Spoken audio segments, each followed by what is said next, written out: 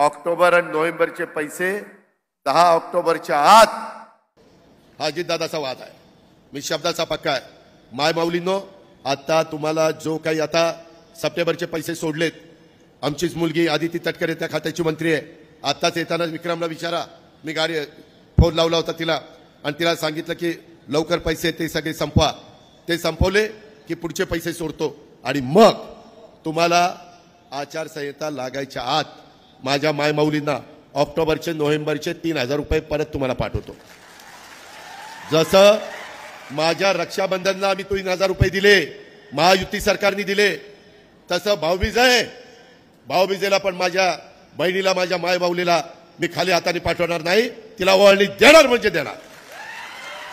हा माझा वादा आहे। हे सांगायला मी जनसन्मान यात्रेच्या निमित्तानं जातो।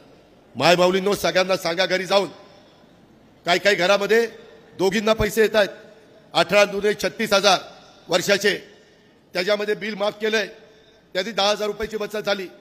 मगाशी धनंजयनी सांगितलं त्याच्या खात्यातनं 6,000, मोदी साहेबांच्याकडनं 6,000, ते 12,000 रुपये आम्ही आमच्या बांधवांना शेतकऱ्याला देतोय।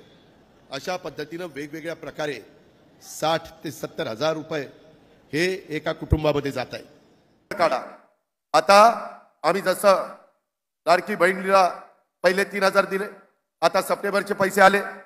आज मी तुम्हाला सांगतो, ऑक्टोबर आणि नोव्हेंबरचे पैसे 10 ऑक्टोबरच्या आत भाऊबीजेची ओवाळणी माझ्या बहिणींच्या खात्यामध्ये जाणार आहे, हा शब्द मी तुम्हाला देतो।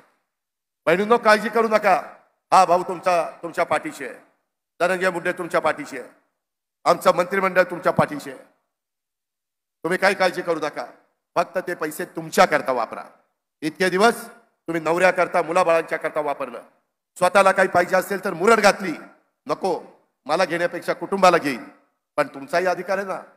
बघता बघता दिवस निघून जातात।